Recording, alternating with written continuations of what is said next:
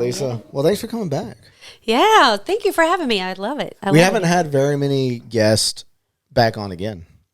So this is special. Hey, all right. Well, twofer. That's kind of nice. And talking about a whole different subject. So, So are you over the mold? Or am I over the mold? I have to say not yet, because that's something that took years, well, not quite years, almost, to get mold sick.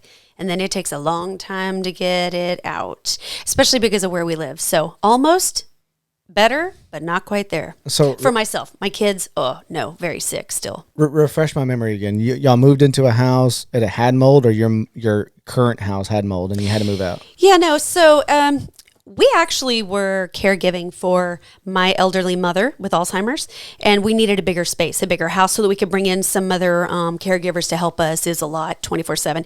And we were looking for a bigger house, so we moved into a house and had all the things that we needed, checked all the boxes, and we were there about 7 months before we realized, oh God, yeah, this is bad. What was the first indication? So we did all the things that you do when you buy a house. You go and get the inspections and you do all the things, and there was nothing visible, no visible mold at all. The people we bought the house from did a great job painting lipstick on that pig. Wow. Really good job there. And we actually found the mold in a very unique way. My youngest, who is now 22, but at that time was, 20, about to be 21. My kid goes by they, them, so it'll be confusing when I speak. But so that kid actually started getting super sick. Both my kids were, and I didn't quite understand. And we all had all this inflammation and pain, and we just thought, oh, well, it's got an acreage to this land. It's an acre. We've been working it hard. My husband and I thought, oh, we're just working really hard, and we're just sore all the time. What is it? I don't know.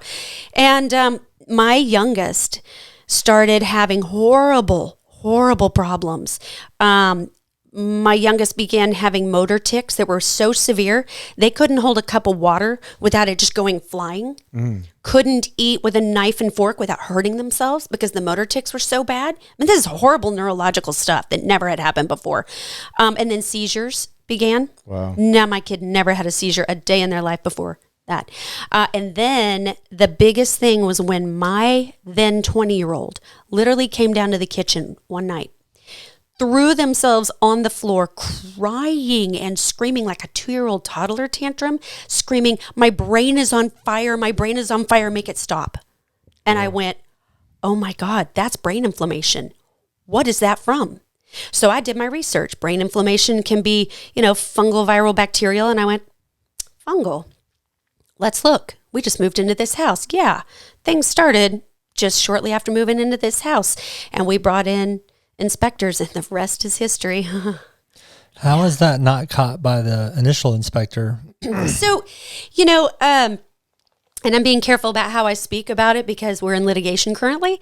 So we did all the things that you are by law supposed to do. We got an inspector, which we had used before. We had worked with this inspector before, and he verbally told us, oh, this is a great place. I'd buy it. It's fine. Now I have to put a bunch of stuff on the paper, but don't worry about that. This place is fine. And we went, oh, okay. So we went off of a verbal, hey, it's great. You don't need to have the inspection. It's fine. It doesn't look like mold, but I'm not a professional, but it looks fine. Okay. So as most people, it's not on my radar to go look for mold. I don't see it visibly. I didn't really smell it except in one very small utility room shut off from the rest of the house. And I thought, oh, no, we're not on my radar as an issue. Well, if there is mold, you fix it, you move on. I didn't even think about it. That's how it got missed. Do you think there's something that caused it in the house? Because we were talking earlier, like missized air conditioner units, or left the door open for a couple weeks. I don't know. What do you think? Do you think you fixed it? Do you think it's going to come back again because of a sizing type thing? Yeah, no. So we weren't able to fix it, but we went through the whole process like we thought we could. And it was thousands and tens of thousands of dollars. No, the house has to be bulldozed now. What were some of the things you were doing? So the cause, to answer your question, was that we're pretty sure it was from a leak in the roof. The house flooded during Harvey, and that was not disclosed on the not properly disclosed. It also had some leaks on the siding, and I mean, it was everywhere. But by the time we were done, which we didn't know going into it, there was mold in every single wall, ceiling, floor. There was not a place it wasn't, but we didn't know that at the time. And so what we did, like anybody else, oh, there's mold, get an inspector, bring him in. We weren't sure about that inspector, got another inspector. Yeah, let's do this. He gave us the protocol. This is what you do. And then we brought in remediation companies, and I interviewed a few, found one. Okay, they're great. Let's bring them in. And we probably spent about $60,000 on remediating and fixing the house until we realized we had to stop what we were doing, and it was a complete teardown. Yeah. So the way that remediation works is you have to go 2 feet beyond anywhere you see mold in all directions to make sure you got it all. They'd open a wall, keep going, open a wall, keep going, open a wall, remediate, keep going, right? That's what happened. So at first we had identified a couple of rooms, not the whole house, that for sure had it, and ended up being everywhere. We just didn't know. So this was a 2-story house.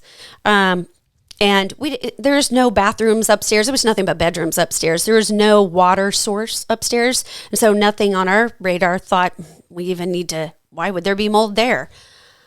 Roof. But, we didn't, what you don't know. So they did identify some roof issues. And so they were like, we cannot call this completely clean and remediated until you stop all the leaks. You have to, fix all the leaks, and one of them was a roof. Even though, well, that's, we were told the roof was great and it's fine. We had to put on a new roof. So we put on a new roof. And of course, the house is being bulldozed. God. Oh, no. Yeah, so it was bad. What kind of mold was it? So we identified 14 different types of toxic mold. And I do want to say there's a difference in different types of mold, different pathogenic, not all molds are going to take you down. I mean, there's normal mold in your compost bin outside, and that's very different than the toxic molds that get trapped in all your 4 white walls that you're stuck in there with. Very different. So we identified 14 different types, and the stuff that you've heard of, black mold.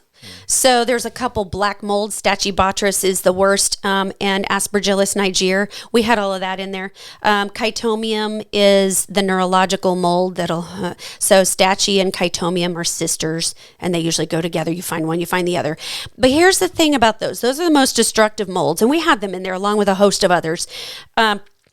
When you go to test, and this is huge, people don't know this. When you go to test for mold, you bring in the professionals, and if they just do an air test, they will not catch the heavier molds that aren't in the air, like Stachybotrys and Chytomium. Those stay on surfaces.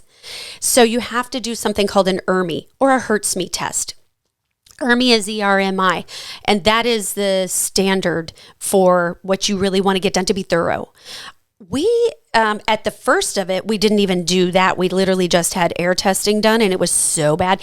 Honestly, before we even tested, I went to Amazon and got those little Petri dishes, right? And I thought, oh, let's do the test to test it myself, because I think this is crazy. Everyone thought I was crazy in the house. They're like, we just bought this house. It's fine. My kid's not fine. It's not fine. So I put the little Petri dishes out, did everything it said. And after a few days, you wait to see if it grows anything. And it grew so much in every one of them. I thought I did the test wrong. I literally thought, oh God, I messed it up, And so we had to go, no, let's just bring in a professional. I don't know what I'm doing. Yeah, no, it was, so bad. Was everyone sick in the house, or was it one person had it? Like, did you all get sick at the same time? So here's the interesting thing. My 2 daughters were very sick with different symptoms. One had extreme insomnia and gut issues, and then the other was the neurological stuff, and the seizures was so bad. And my mother was declining with Alzheimer's. And, I'm a nutritionist and I know what to do. And I'd been pulling her in a better direction and didn't understand why we moved there. And she was actually getting worse. I'm doing all the things. And, her allergies were worse. She kept getting UTI infections, ending up in the hospital. And then myself, I kept having all this joint pain and sinus infection stuff and brain fog. And then my husband just had some joint pain and brain fog. And we were just like, well, we're just overworked, things, because none of this seems related, right? They're all different symptoms. And here's the thing about mold that a lot of people don't realize. They say that there's a mold gene. If you have the mold gene, then you're really bad and you have an allergy to it. It's not really a mold gene. It is a gene mutation that a third of the population has that makes them susceptible to the mold really taking them down and hitting them harder than everybody else. And so we identified 4 out of the 5 people in our house had that. And so my husband was the best. And I'll tell you his experience in a minute. Because he had the worst experience out of all of us. But we didn't realize it was all connected. Honestly, I kept thinking, good God, do I have the vid? What happened? Why do I have a sinus? I kept getting migraines all the time. And same with my oldest. The 2 of us were getting migraines. And we were like, oh, what is this? I don't know. We kept testing. No, it's negative. We didn't know. Had no idea until the whole thing unraveled. We discovered it was mold and then discovered the brain inflammation it had caused in both my kids, actually, and then discovered what else it does to the body. Oh, my God. No idea. And here's the thing about that third that I mentioned, a third of the people get it worse. And my husband is the lucky, 2/3 that doesn't have the gene mutation, but he got well, you know what? He was in it the most and he got taken down the hardest, believe it or not, even though my 2 kids are still extremely sick and one of them's bedridden still 2 years later.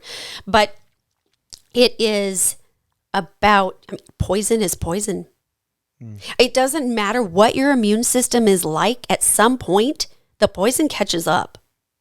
So those people who have a great liver and lymphatic system and detox pathways and eat healthier, they've set themselves up a little better and they'll last a little longer before they get taken down, but they'll get taken down. So it happens commonly that people in a household, you have 1 or 2 people or 3 people really sick and there'll be 1 or 2 who are not. And then they just think the others are just crazy.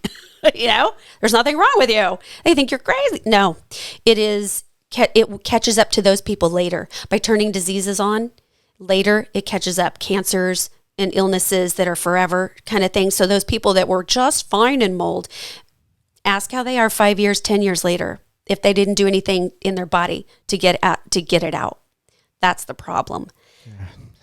I think, yeah. And you're so aware that many families won't. You're always talking about trying to look for symptoms and cure things through food or medicine or whatever. Yeah. But a normal household probably would have went to the doctor and got some prescription medicine and then have lived and continually get just worse off because of the mold and never find that true. So it's like you kind of saved your family, you found that and you're taking care of it now, but y'all could have lived in there for a long time and got really sick. Yeah, so I'm glad you brought that up because it's very common. You start getting all these weird symptoms. You go to the conventional doctors. They are not trained to look for mold. They are not. So they'll run tests and they'll go, your blood work is fine because they're not looking for fungus. They're not looking for mold. Mold also turns on other illnesses in the body. It will turn on Lyme, Bartonella, Babsis. These are mainly tick and flea, cat scratch fever. Turns that back on if you ever had it before. It will turn on Epstein-Barr. It will turn on all sorts of illnesses that are those mystery illnesses that doctors also are not looking for. And so that is the unique, weird thing. So I don't know how many people, you talk to anybody who has been through extreme toxic mold poisoning like we have, and what their journey is like trying to heal that. Conventional medicine fails 90% of the time. I'm not saying all the time. 90% of the time if they're not mold literate. and it's really hard to find that. So usually they have to go to the functional medicine doctors or something with naturopaths. They literally end up in the mold forums on social media, and they're looking for answers. Who else is having these weird symptoms? My doctor says I'm fine. I'm not fine. I'm literally dying and coughing up blood. He says I'm fine. I mean, that's not fine. But it gets missed. But your blood work says you're fine. No, that's common, and there's this, it ends up like a gaslighting that's not intentional from the medical community. They just really don't know. They're just really not trained to look for it. So you got these tests off Amazon, and it showed that your air was extremely toxic. What'd you do next? Yeah. So we, of course, went through let's do the whole remediation process. And, when you go through the remediation process, what I know now, so much more than what I did then,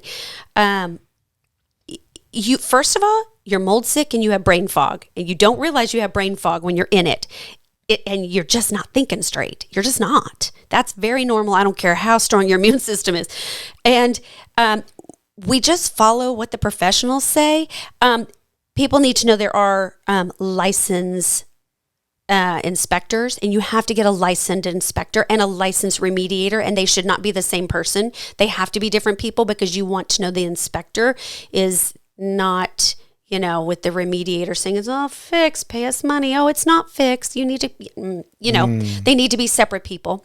And thankfully we did find that, but there are a lot of professionals out there who mean well.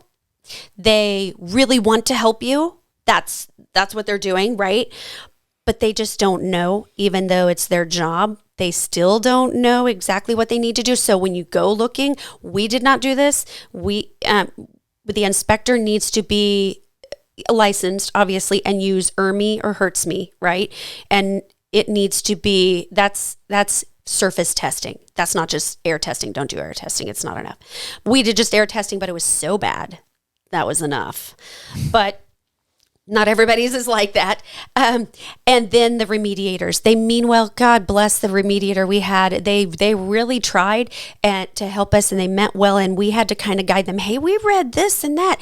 But for sure, you want a remediator who's going to do containment correctly, because that's huge.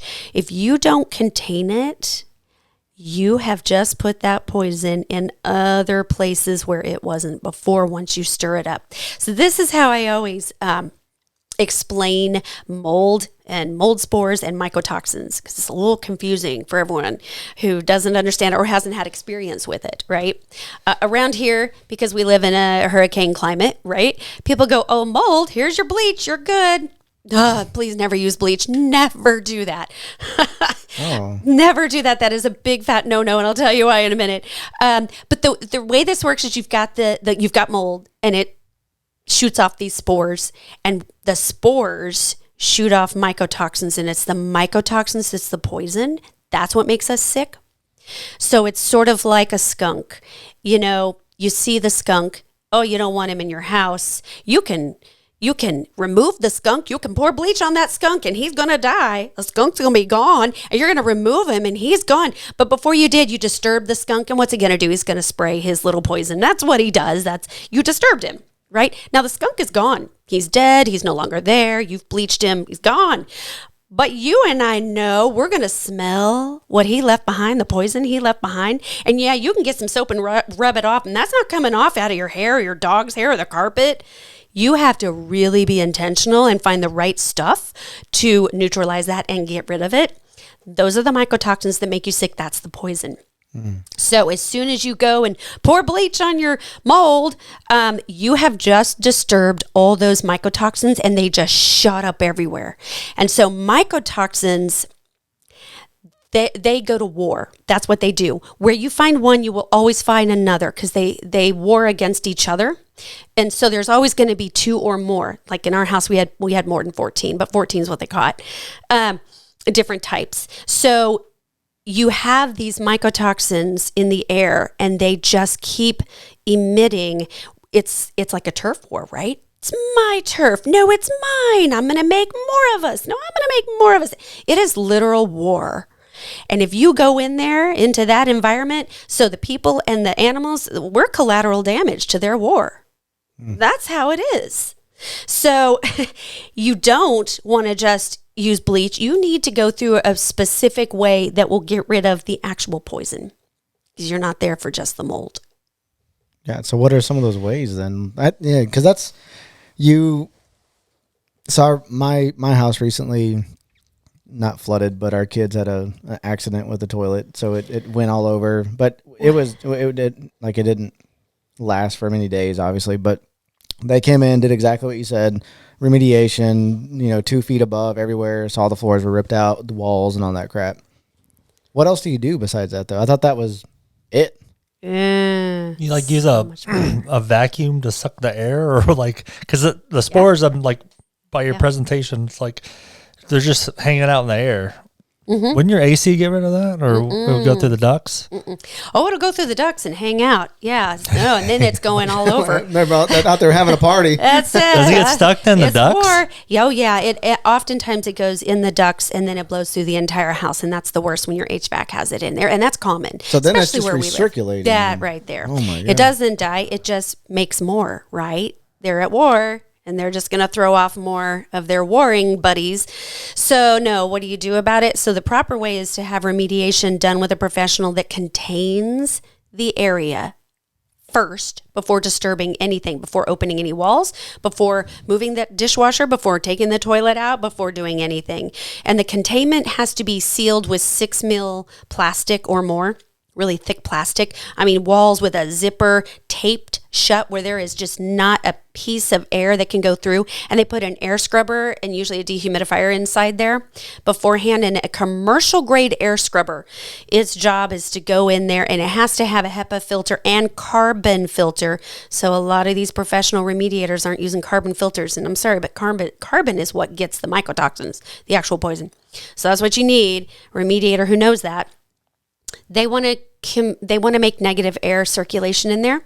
So they put it in there. They have a duct going out a window from the air scrubber so that whatever goes in, the air scrubber is going to take in all the air, scrub it, literally filtering it through the HEPA filter, the carbon filter, and then spit out stuff out that vent, which is going out of a window, a door, somehow, somewhere in the house, outside.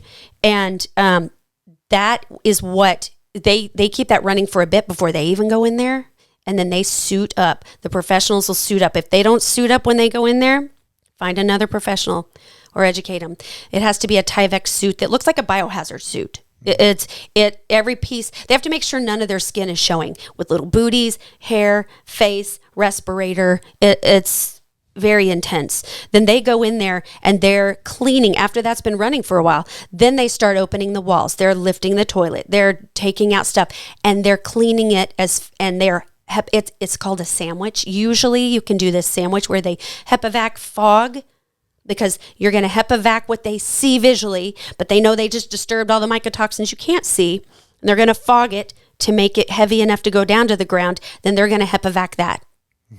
And it's a process that they go through so meticulously through the whole place. And you got to go 2 feet further in every direction from where you see the mold visibly to make sure you got it.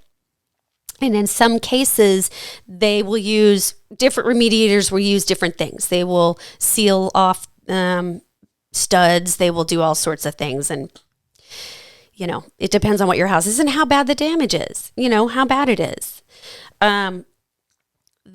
The thing that people don't understand, because this is what everyone does. Oh, look, there's some mold. Scrape it off. Put the bleach on. Oh, God, now you've disturbed them. Okay, how much mold? How far did you go? There might be mold behind my dishwasher. Open it up, take a look, pull it away from the wall. Now you've really got it going everywhere. So you're spreading it to the rest of the house. But this is what we normally do, right? We have a problem, we'll fix it. I don't need to call in a professional because I had a leak from my, ice maker from my refrigerator. I'm just going to pull it back and fix it. Yeah, that's a problem if it's pretty extensive, and you're not using air purifiers and dehumidifiers. Dehumidifiers take the moisture out of the air, which is what you need, because moisture is what those mold spores, and mold needs to grow. But, it has to be below 50%. And that's what the humidity needs to stay at so that it's not growing.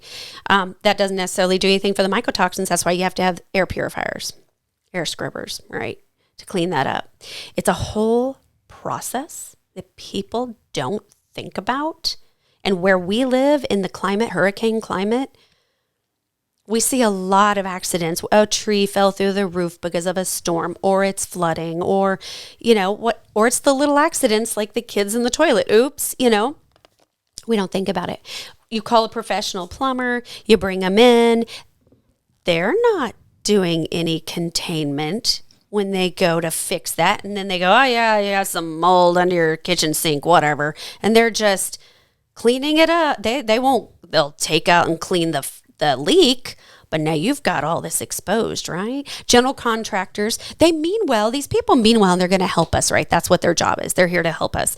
Oh, I found my AC was leaking in my closet and I need it fixed. I'll just rip out all that sheetrock. You'll be fine. Now I got to burn my damn house down. I feel like this is such an easy thing to develop and such a hard thing to remove. So are you saying you can't bleach these areas and use a air purifier until whatever mycotoxins got in the air could be removed? Yeah, no. And then take the humidity away too, down to 50%. Would then I kind of get rid of it over a couple days? Yeah. So if you had a small problem, not what you had. Right. Even in a small problem, bleach is a no, because bleach literally aggravates mycotoxins.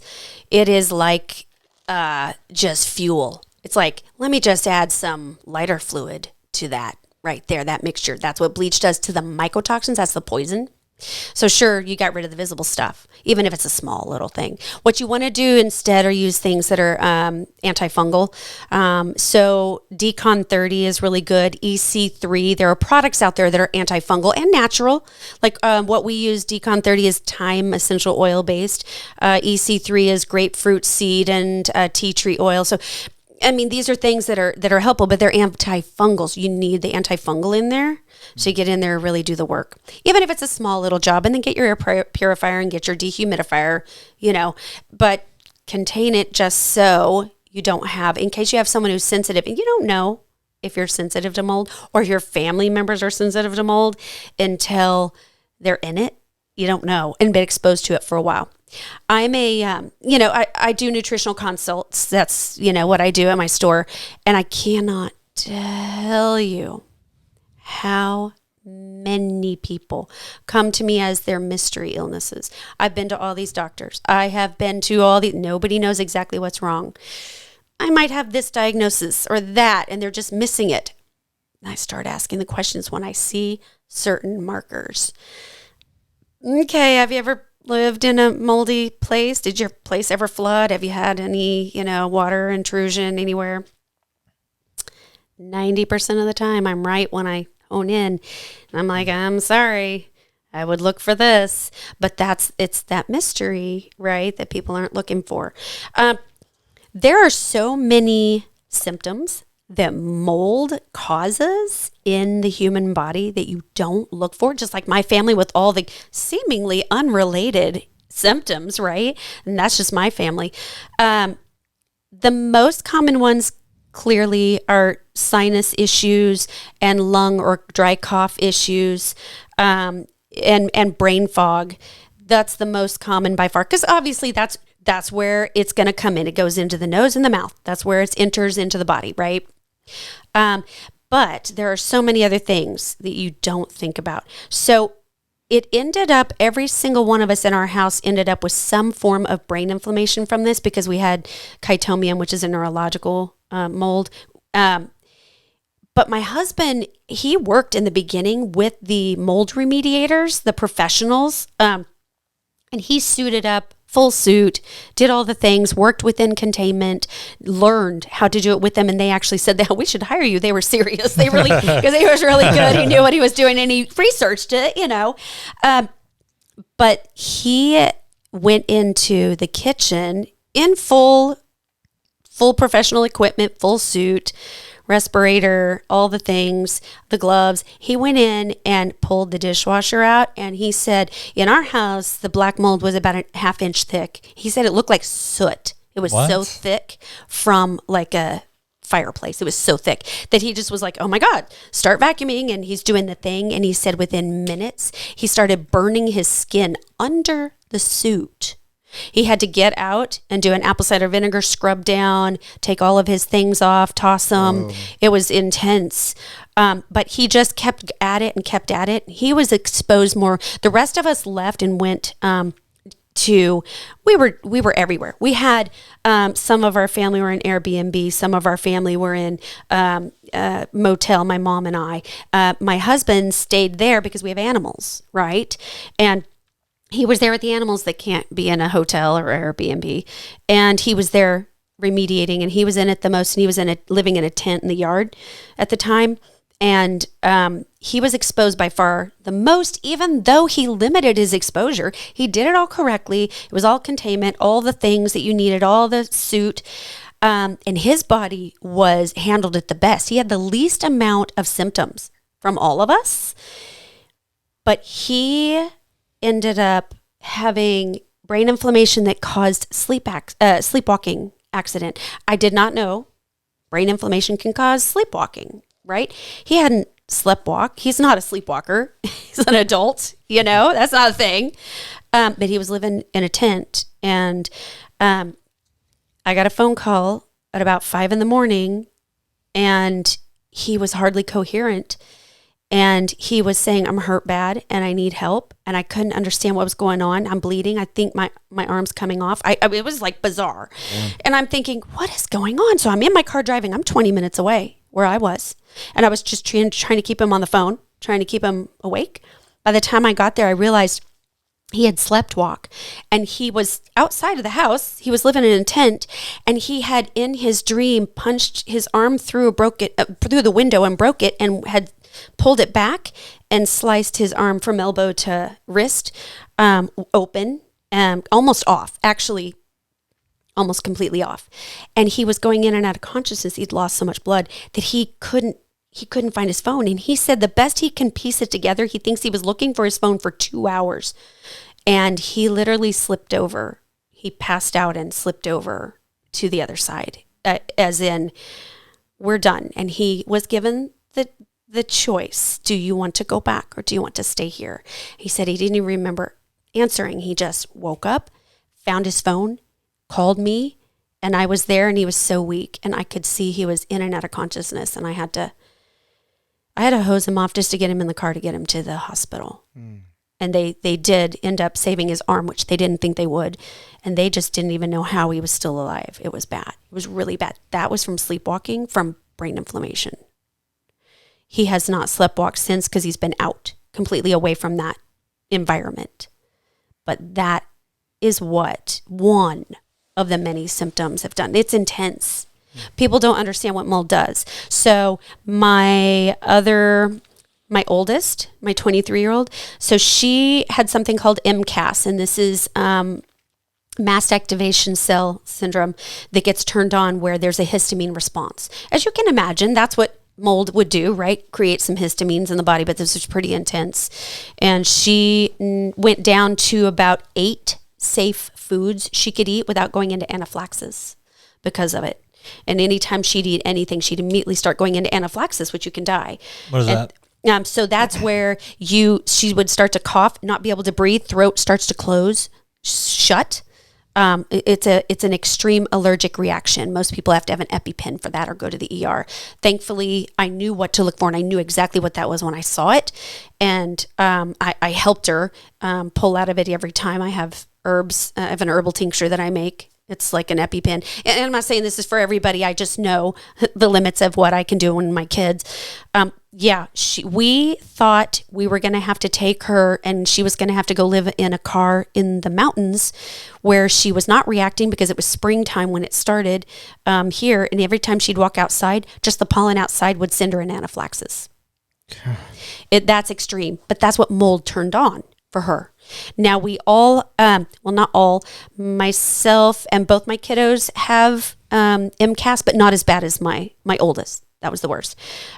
She now is back to about 40 or 50 foods. It's great. She's done a lot of healing. She's not completely there yet, but it's so much better. She also had hypermobility that we didn't even know that was quite an issue, but it turned into full EDS, which is Ehlers-Danlos syndrome. And, she can just be walking and pop a hip out of place or a shoulder goes out of place. It's this ligament and tendon issue. So that's turned on for her, and we're working on that. And that's a genetic thing that she was already genetically predisposed to. We just didn't know, but it turned on. She and my mother and my other kiddo and myself now have something called POTS. This is post-orthostatic tachycardic syndrome. So it's a heart issue where the heart starts to race, and if you stand up too fast, you can literally just pass out and go right back down, and blood starts to pool in the feet, and it's just a weird little thing. So she had it the worst of all of us. My youngest has it the second worst. I just have it mildly. But that's a new thing that we've been working. And as we have been healing and working herbs and working a protocol, hers has been better. I mean, it used to be, there'd be times when literally my 23-year-old's heart rate would go to 200, and she'd be like, I think I'm going to die. And she'd be passed out, come back. It's horrible. This is my 23-year-old, who's very athletically, inclined, and nope, couldn't do anything. Other problems both my kids have something called PANS. Pandas, AE is in the category. Pots and pans? We have pots and pans. Yes. What? Yes, I know. That's pretty good. We make lots of jokes about that. Trust me, we do at our house. But it's definitely, it's weird. So this is a brain inflammation condition that happens usually to kids when they've been exposed to some sort of toxin. It can turn on. Pandas is the form of it when they get strep, and then it goes to the brain and it causes brain inflammation, which causes all sorts of, it's a neuropsychiatric issue that is physically rooted, that causes this inflammation of the brain. So for my kids, the PANS was turned on by obviously the toxins from the mold, and it causes the most bizarre things. My youngest has it the worst by far, but my oldest also has it, and even my Alzheimer's mother has had it. And it causes just these weird, obviously the body it's not connecting correctly, and it doesn't talk, the brain's not telling the body how to do things correctly. So there's this disconnect, but it can cause so many things. It can cause this ragefulness. It can cause hallucinations. It can cause paranoia. It's so bizarre. But my kids are old enough that they can tell me, Mom, I know this isn't real. I know my brain is playing tricks on me right now, but I'm seeing people over here in the shadows, and I know they're not there. Please help me. Because they can voice that. And then I'll do some things in the beginning. I didn't know, oh my God, what do you do? Brain inflammation, what do you do for that? Here's some baking soda to put the brain fire out until I can figure out the rest. And it would help a little bit. And they'd be like, oh God, thank you. Because they can verbalize it, right? But my youngest has the neurological problems, the worst, seizures. My kiddo would have 40-minute long seizures every single night for months and months and months. And there was nothing I could do, just sit there and hold my kid going, oh my God, what? Okay. There's nothing I can do for this.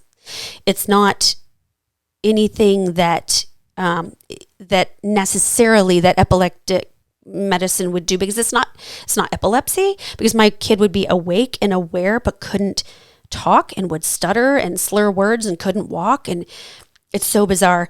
So we actually went to a neurochiropractor in Houston. Didn't know that was a thing until I looked it up. And this woman was just amazing. She took my kids' seizures from 40 to 50 minutes long every night down to about 5 to 10 minutes 3 times a week. I mean, that's way better, because the damage that does to the brain is horrible. Yeah, it's for intense. That long. It spots your brain every time, doesn't it? Every time. And that's intense. The one good thing my kid has going for them is that they're young and they have the ability to heal some of that, But that kid has the intense neurological problems. All of us have neuropathy from it and brain fog. And all of the weird things. But that kid has the pots, the pans, a little bit of MCAS in there. Both of them have thyroid issues and an intense insomnia. It's weird. I mean, this is just the most bizarre things that it migraines for my eldest and actually my youngest now has migraines too, but that are so intense that I don't even know how to explain those kind of migraines. These aren't normal migraines. They're so intense. For the longest time, I think myself and my oldest were the only ones who did this, but we would blow our nose and black mold would come out. What the hell? Yeah. It was like something from a horror movie. So, you might have mentioned this, but I didn't catch it.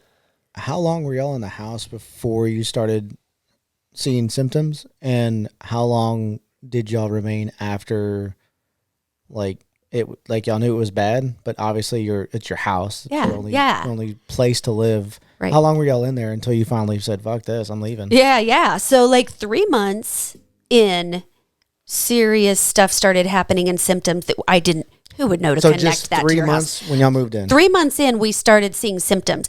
I didn't know to connect that. Who would know that stomach ache for one kid and, insomnia? And who thinks their house is making them sick? Nobody, So, but it was 7 months that we were in and I went, something's up. We got to figure it out. We got the inspection and it was 8 months we were out. We lost, because it was right at that time, right before we did remediation, but right after finding out it was mold and inspection, hadn't started remediation yet, we lost our dog. Our dog died to it. And then a few months later, we moved out. 8 months, we were out. None of us were living there. Jeff was living in the yard, during that time in a tent while we were bouncing around from place to place. And then it was just a few months later after that, we lost our cat and hamster. So we lost 3 pets that died to the mold. And then we realized we couldn't save the house. That was November. It started, December, they were doing full remediation. And by January, we realized the house was a complete bulldoze tear down. We had to have, contractor. We had to 4 or 5 different people actually deem it is a tear down. And we had to open it up, gut it, and realize it was enmeshed into every single stud, ceiling, wall. There was no way. I mean, the inspector was like, you would literally have to shave your studs down to pencils to get rid of it. That's a tear down, at that point.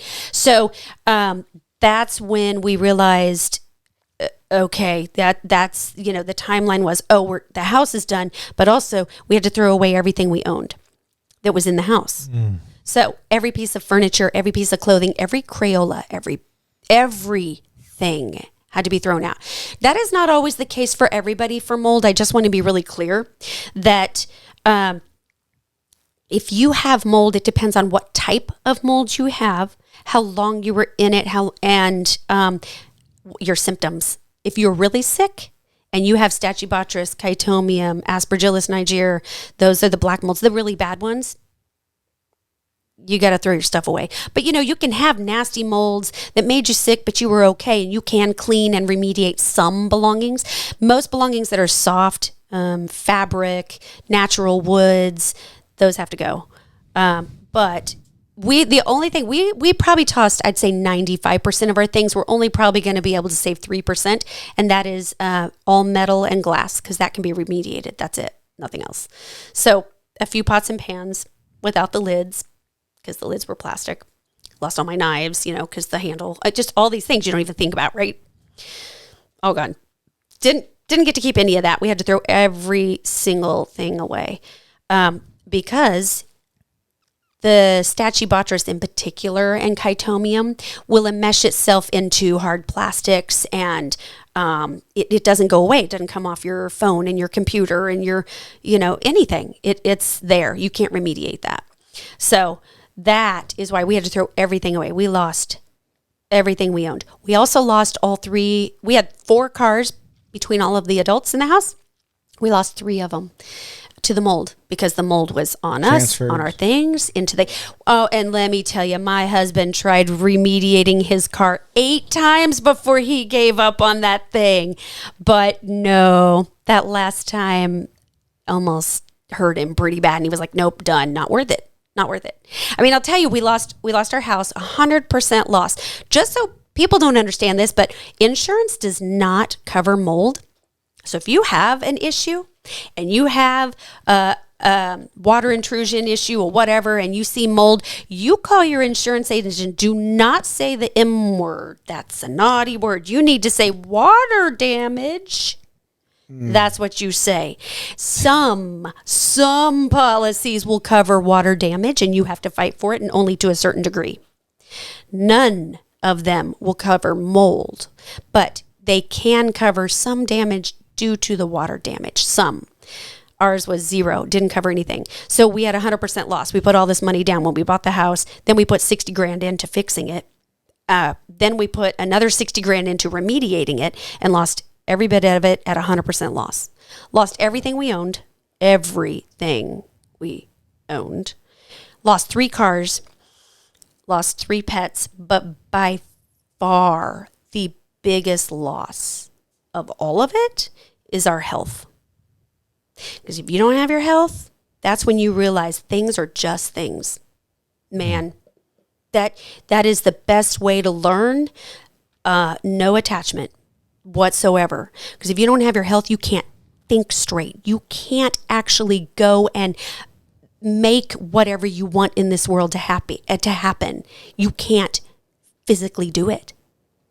That's when we learned how to reprioritize our lives. And this is what I always tell people. Your health is your number one, benefit that you have. Keep it, protect it at all costs. Things are things, furniture. Oh, that's great. We had nothing but heirloom antiques from all the family in our entire family. Great grandma and grandpa and my aunts and great aunts. They all gave us all the antique furnitures, and they all had stories to them, and all of that's gone. Every baby photo and video, it's all gone. But you know what? That hurt, but not near as much as our health. Because, if we have our health and our memories, well, then we have memories of those nice stories. We can keep that. When you don't have your health, you lose everything. And this is why I really want people to understand, to be aware of prevention of mold, because that's huge. You can prevent it. And also, when you see it, what do you do? If you can't get out, what do you do? And then when it's in your body, how do you get it out of your body? Yeah. So what are some things people, if they I don't know, if they have a leaking refrigerator in their garage or something, and it's been leaking on the wall, like what do they do? Sounds like, is this something you're going through? No, I'm just like, stuff like that happens, right? I want to know, I don't think we got into what you've been doing for your family besides going to the neurological chiropractor and getting away from the mold. What have you been doing for the kids to start getting rid of it? So here's the thing. There's lots of approaches. Usually what you do is you have to make sure that the detox pathways are opened in the body. Because often, if you're in mold and if you're in there for a while, or it was really bad mold, then the detox pathways shut off. So the liver, lymphatic system, none of that's flowing. Nothing's flowing. Kidneys, it's all blocked. So the first thing you do is you start making sure that those are functioning right. You're doing things to support the liver, support the lymphatic system. You need to, sweat, poop, and pee. If you are not sweating, there's an issue. If you don't have regular bowel movements, you're hanging on to toxins. You got to be able to cleanse it out. So you start with that. And if you have a very sensitive person, it's going to take a little longer to get there. Sweat, poop, and pee, no issue there, huh? You got to get rid of it. Yeah, but that's how we get rid of toxins, right? So for like my husband and I, we were able to do like infrared ionic foot detox bath, infrared saunas. It really goes in deeper in the tissue and pulls out and makes you sweat toxins out. Doing tons of herbs for the liver, like dandelion and milk thistle and burdock, and cleavers for the lymphatic system, making sure that the kidneys are happy, because the kidneys usually take a pretty big hit in mold. So making sure all that is flowing first. My kids were both so sick, we really struggled to even start there.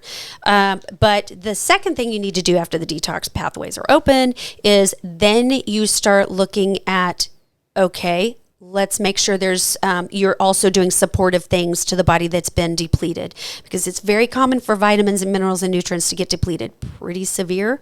If you just go in for blood work to the doctors, they don't always catch it. Vitamin D will get depleted, magnesium, the B vitamins, all the B vitamins, that's your brain vitamins, right? That's the brain fog. They get really depleted. So you got to support all that. So once you know you can tolerate these things, then you'll go to using binders and then antifungals. So sort of a progression.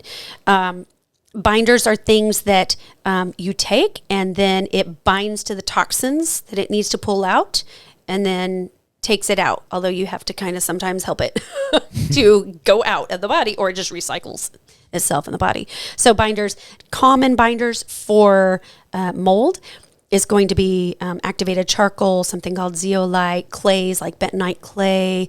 There's lots of different things that you can do. You have to make sure you know how to take them. So this is going to be 2 hours away from other supplements and food that you want to keep, because it's going to take stuff out. It can take out good stuff, making sure you're putting back in, right? And you have to change it up. So binders are very smart. They will actually, and mold is smart. It will actually build up a tolerance to whatever you throw at it. Well, it's a living organism. So it's a living organism and it's smart. And so if you just do activated charcoal all the time, that's great. But 20 days into that, it's not working so well. You got to change it up. And also, you need different binders for different types of mold. That's why it's important to know what type of mold you have and mycotoxins you have in your body, so that you know how to match it up. But if you don't know, and because it's expensive testing, and no, there isn't a lot of insurance that covers it, then if you don't know, then just you can throw out there different binders. But I always tell people to rotate them. This week it's this binder. Next week it's this binder. Next week it's this one. Some of my favorite. Activated charcoal for sure, but it doesn't do everything. And you have to make sure it's organic. And I like the coconut fiber based one. Bentonite clay, of course. Diatomaceous earth, very, very helpful. And actually, I like a product. I'm not really big on let's go get a bunch of supplements and pills and vitamins, because they have a bunch of fillers in them and things that aren't necessarily, it just kind of weakens and lessens the strength. But there is one that I really like. It's called Queen's Magic from, I think, Eden's Pond or something. And that has bee propolis, bee pollen, and royal jelly. That bee propolis is an amazing antifungal. Amazing. You got to make sure your body's ready for that, to use it, because if you're not ready for an antifungal, it can really put you into a horrible flare and cause worse symptoms. That's why you got to go step by step and make sure your body's ready for it. But, bees actually use propolis in their beehive to keep mold out of the beehive. That's what they do. This is nature, right? So if you just follow what nature does, nature knows best. Yeah. Well, then take your propolis. That's a very great antifungal and antibacterial. It does all the things. So nature to combat nature. That's how it works. But after you're done with binders, I usually then say add some antifungals to do some killing, and now the binders can go in and take that and get rid of it. And so your antifungals are going to be oregano, and actually, if you think about the kitchen, oregano, thyme, marjoram, clove, cinnamon. These are all, but you want it really concentrated. So if you can find a really high quality essential oil that is safe for internal consumption, and that's not for everybody, but that's a good way to get it in high amounts. You can also tincture it. I tincture it. I make an herbal extract. And then I have thyme and I have oregano and I have all these. But I suggest rotating those. So it's not like you just want to do one by itself. Pardiarco, great one. Jatoba. These are great herbs, antifungal herbs. But again, I rotate them because those smart little boogers. Yeah. These are things that are helpful, and it's an ongoing, constant thing. Replenishing magnesium, replenishing the B vitamins, that's really, really important. But if you start this protocol, because this is what people do, let's get it out, I'm going to sweat, I'm going to go take all my binders, I'm going to take massive amounts of antifungals, and then get sicker. So for the people at home that are scared to death now. What kind of brands or types of dehumidifiers and air purifiers would you recommend? I remember you said make sure there's a carbon filter. What kind of things do you have to make sure those things have in order to prevent this kind of thing from happening? Yeah, so I'm actually going to kind of piggyback that with prevention and what do you do if you're in mold and you can't move out? You know, this is a weird time we're in economically, and the housing crisis is very real. You just can't just, all right, everybody, we're just going to go move to the next place. It's not that easy, really. So what do you do if you're in it? So you have to have a dehumidifier, have to have an air purifier. The air purifier needs to have a HEPA filter and a carbon filter. I really like Air Doctor personally. Those are great.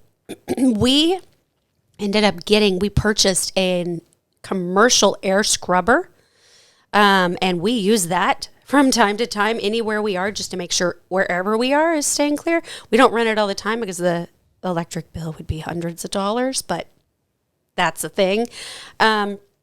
There are a lot of different types of air purifiers you can use. And without going through the entire list of every single brand, I would say make sure it does a big enough square footage and that it has HEPA filters and carbon filters that you can change out. I like the Air Doctor because it has an indicator on there, a light that says, hey, everything's good and groovy, or something's wrong in this airspace. Check it out. So our Air Doctor, we will bring things in. If we buy something new and we don't know what it is and we wave it in front of it, is it good? Okay. Is it not? It's out. Damn. Because it is but that it's just sensitive. a light. It's a light indicator that'll tell you. It's great, and I love that. Dehumidifiers. There's different types of dehumidifiers you can get. There's the kind, most of them, the cheap ones that you can get, have a little bucket, and it fills up, and it goes beep. You need to, you have to dump it. You go dump it. So if you live where we live, high humidity, and you have a place that is a lot of humidity inside, probably why you have mold, you're going to have to dump that thing like 2-3 times throughout the day. It's kind of a pain. Most of the dehumidifiers also have the option to do continuous pump. And that's what I recommend if you can do it, or get one that allows you that. Those, you can hook a hose up to it, either like a giant hose into a sink, a bathtub, wherever, and then it will literally just continuously just pour that water out, and you don't ever have to dump it.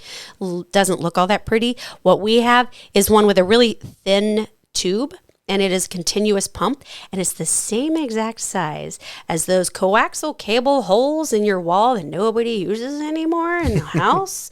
And we just popped out the cable we weren't using and popped the hose right through it, sealed it, and it just goes right outside. And we just have, it goes along the floor, and we have rugs over it, or, so we don't trip over it. Can't even see it. So it goes outside. So I recommend one of those if you can get something like that.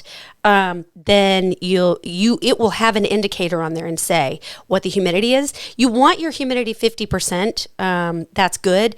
If you go too low, like 30-35%, if it's too low below that, anything wood in there is going to start cracking. That's too much, But if you're in the 60s or above, no good. That's how mold can grow, and you want to make sure you're keeping it from that. So at least if you're in a place where you can't move out yet, you're doing those things, you can get something called a moisture meter. It's a small, it doesn't cost much, little thing where you can literally, where you think there might be moisture in a wall, you can stick it up to it and it'll tell you, and you want it to be less than 10%. These are little things you can get at Home Depot or Lowe's, There's also something you can get called an air quality monitor. They cost a little bit more, maybe $70, but they're worth it because they will tell you. They're very sensitive, though. You have to be careful. Like if I'm in the kitchen and cooking onions, boom, that thing's going off, But it gives you an idea because you can take it anywhere. And first you calibrate it outside, and then you go inside, and it'll tell you, hey, something's off in this house. You better go check it. That gives you ideas. Does it say what?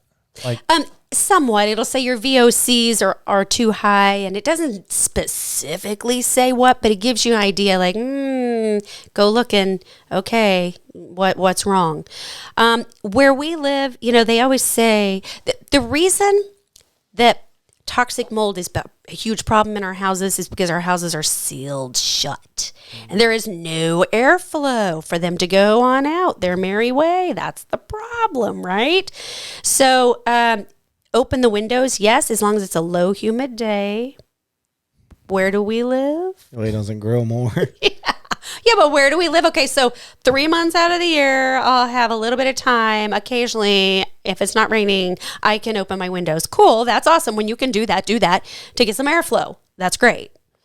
So these are some of the things you can do if you're in mold and you can't get out, but constantly doing those supplements that you can to make sure you're sweating and make sure you're doing what you can to open your detox pathways and supplement.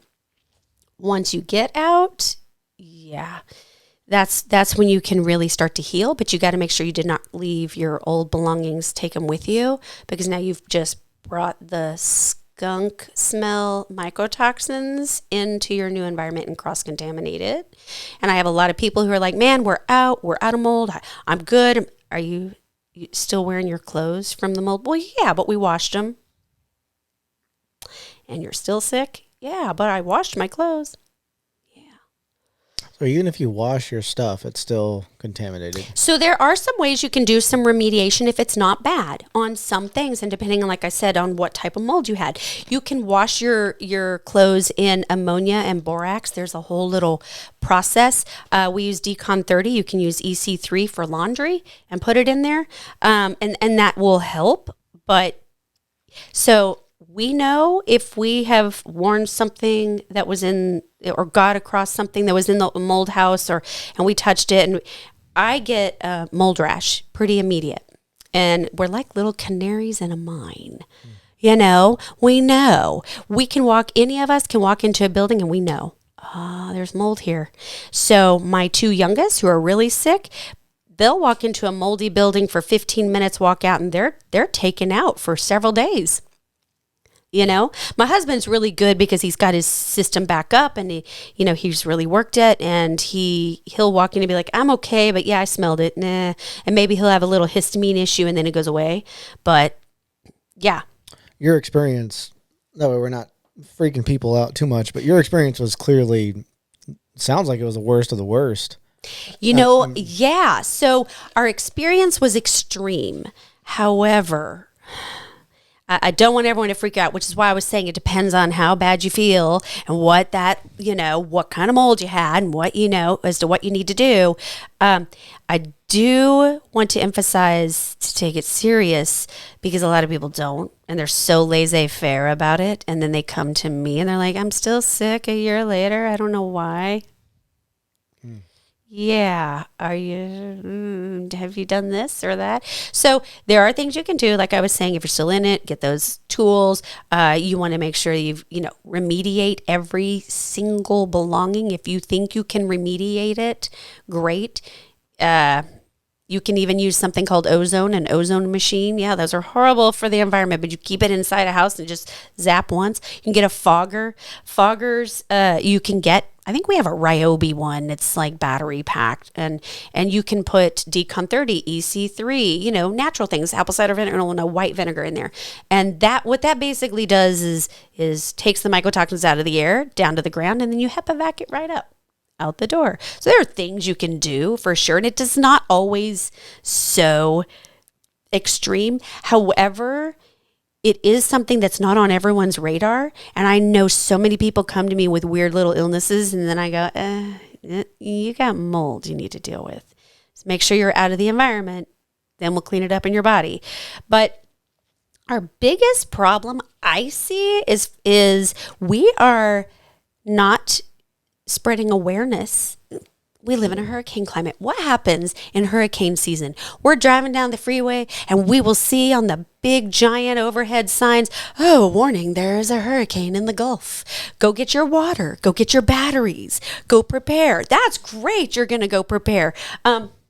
Also, make sure you're ready to cut out some sheetrock. You got your X-Acto knives? Do you have gloves? Do you have fans? Do you have a dehumidifier? This is what you're going to need because mold starts growing within hours of water intrusion. hours. And usually, of course, hurricane climate, if we lose power, now that you got the humidity going crazy, and that's why it goes even faster further. So what I would love to see with those warnings, right, from our government and all the money they spend on hurricane preparedness, can we also talk about mold prevention if you have a water intrusion event? Be prepared. Get your tools. Rip it up. Don't be all happy about your carpet. Rip it up. Get it out. Don't try and save it. Put your fans on. Please put your fans on for weeks, sometimes a month afterwards. You don't leave it for a day or two and, oh, good. Get your $10 moisture meter. Check it. These are little things that you can do rather than stocking up on your bottled water and your batteries. You can do these things and it would prevent so much. The other thing we can do is stop making building houses out of mold food and termite food. I mean, we use sheetrock and that is the worst thing. And the insulation we use, that pinky fibery stuff, is just mold food. That's what it is. Yeah. What's the alternative? So there's a lot of different alternatives. Once upon a time, we used to use plaster walls with a little bit of limestone in there. Lime is great. Lime is very antifungal. Adobe houses are great if it has lime plaster because it's very antifungal. There's different types of insulation that you can get. Wool is better, but expensive is crud. And also there is a foam spray foam insulation that works really well, and mold hates it. It does put off a lot of VOCs. So it's one of those, it's got off gas for a while. And if you're super chemically sensitive, you may not do well with it, but it's very anti-mold.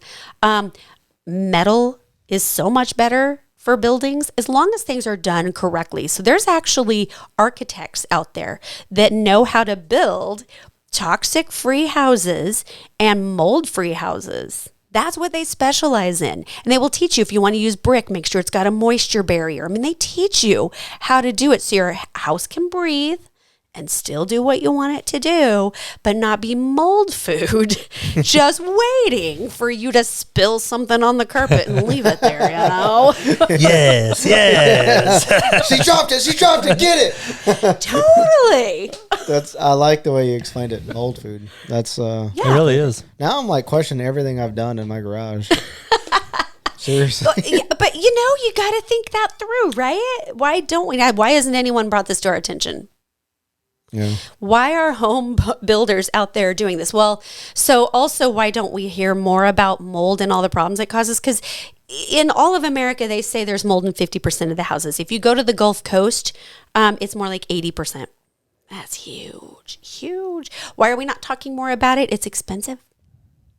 It's really expensive. If we were really honest about how much mold costs, really costs, I mean, it's not just the cost of the buildings or the cost of our health. It's all of it put together, right? And so if we were honest about the buildings that need to come down because they're just completely remediating, cost a lot. But those that can't even be remediated and they can just keep putting paint over them, like, oh, I'll just put some kilts on it, it'll be fine. Not how that works. It would be millions, probably billions of dollars just in Houston. Just in our area alone, of what truly needs to be come down, clean correctly, and fixed. So that's a lot of money. Nobody likes to talk about that because where's that money come from? No, that's 100% loss. Insurance isn't going to cover it. We the people, do we have that kind of money? No. So instead, we're just going to keep building with cheap building materials and call it good. Again, we're not prioritizing our health. Health of our own bodies, our families, and our home, yeah. The home is what's supposed to be our shelter that protects us. This is a basic primal thing that we all need. And we're not prioritizing doing it correctly in a healthy way that supports us for the sake of money. Woo! That's action-packed, Lisa. It's a lot. I have to ask you, how are things with the shop, though? I know We're doing okay, but it's a roller coaster out there in this economy. Holy moly. It is a roller coaster. Holy moldy. Holy moly roller coaster. love That's that. what it is. It is crazy because the cost of food going up with food shortages. It's bizarre. People are very unsure, and I see it, and they're not sure what's going to happen, and they're hanging on to their money because they don't know where this is going to go, medical care. We've seen what happened through the past 2 years. Our eyes have been open to a lot of people going, no, if conventional medicine is going to help me, I'll go with natural. That's great. And so people come to us because they're not getting insurance covering things. Doctors aren't finding things. So, so that part's good, where we're helping people with herbs and natural, remedies and support. But people are not really, it's that fear thing again, where they're just like, oh, this is such unsure times. I'm going to hang on to my money. And what are we budgeting? Because budget for your health. Yeah. If there's going to be food shortages, grow your own food in your backyard. This is what we're trying to get back to teaching. Save your seeds, grow your food. It's not, food shortages is a good money maker. It is a good money. Oh, look what happened in the pandemic with toilet paper and gas and oil. Well, holy cow. Yeah, well, we made a lot of money off that. So that's what's kind of happening now. So if we're just in it and we're just that collateral damage for it, there's things we can do, right?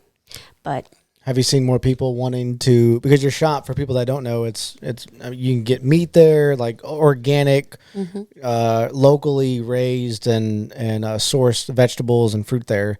Have you seen an uptick since COVID? Because I feel like people want to dive off into that a little bit more and they're a little more cognizant about where they're getting food these days, I think. Yeah. In the beginning of the pandemic and everything, yes, absolutely. And then in the past, I'd say 6-8 months, there's been a shift to people don't want to cook for themselves. They want people to cook for them. They're tired. They're not feeling all that great. That's actually what it is. They're not feeling all that great, and they're just tired, and I just want, cook for me, please. And so they've shifted away from cooking for themselves, which is bizarre to me. And so our cafe has kind of gone up a bit, and people want to take the cafe menu to go. So like we have a organic, gluten-free vegan cafe, right? And so we have our pulled pork barbecue, and it's made out of jackfruit. And, we have our whatever taco meat made out of nuts and seeds. And people want it like by the bucket to go so they can make their own stuff at home. It's so different what I'm seeing in the trends. And yet people are definitely talking about, organic's important, but I'm really unsure about what's happening financially. So we're just going to go to conventional food, which is a little scary because, again, prioritizing our health, right? As soon as you start putting poison in your body, it's not going to support you very far. And we're just budgeting differently. Yeah. They haven't caught it yet. For people that don't know, where can they go visit you and get these vegetables and foods at? Yeah, so we're in League City. We're in the historic district of League City. We are at 219 North Michigan Avenue. And you can see our website, too, at shopnaturalliving.com. We even have a little YouTube channel. It's literally Natural Living Organic Food Co-op. Sometimes I'll put some educational stuff up there. You'll see stuff that people, because we're always about teaching and helping people learn about their health and what they can do for themselves. Yeah. Lisa, this is very informative. There's a lot of information. You it made is. me, now I'm going to be obsessed talking about mold the next 6 months. Yeah. Thanks a lot. Yeah, sorry. New nightmare. Yeah. Sorry. Is there anything else from a, mold toxicity perspective that people can or should be cognizant or aware of just in their house? The biggest thing is if you feel like something's not right in the house, just check it. You don't have to do a full expensive mold inspection, which is almost $1,000. You can literally do your own ERMI test, ERMI test, by buying the little swiper test for less than $300. If you just really want to know. So there are things you can do, and just start researching. What can you do? Because don't let fear get right in the middle of it. First, educate yourself, right? And that's what I'm all about. It's Meiji. It's mainly educating. Yeah. Well, this is fun, Lisa. I appreciate it. It was a learning experience. Yep. Yeah. Thank you for letting me kind of get out there, and I'm hoping to really help put this on people's radar to look for it and then think prevention. If you're buying a house, now you know the importance of really do the mold inspection. You know what's happening right now is because of this weird housing crisis, people aren't getting inspections. Mm-hmm. And I thought that was a requirement. I thought it was too, and they're getting them. They're finding ways to go around it and just sell the house quickly without inspections. So don't skip that part. And of course, where we live, do the mold test. Just do it. Wow. It's crazy. Yep. Well, thank you, Lisa. We'll do it again. Yeah. Appreciate thank you. Thank you. All right. Bye.